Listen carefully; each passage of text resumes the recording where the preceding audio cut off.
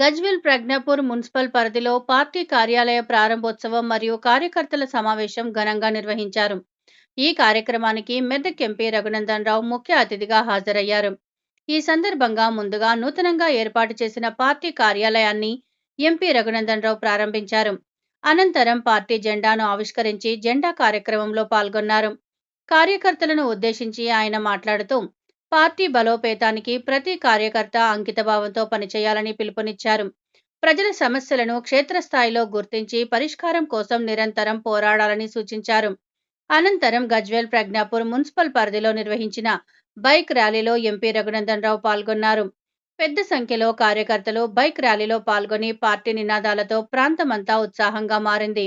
ఈ కార్యక్రమం పార్టీ శ్రేణుల్లో కొత్త ఉత్సాహాన్ని నింపిందని నేతలు తెలిపారు. ఈ కార్యక్రమంలో స్థానిక నాయకులు, పార్టీ కార్యకర్తలు, యువజన విభాగం నాయకులు భారీ సంఖ్యలో పాల్గొన్నారు.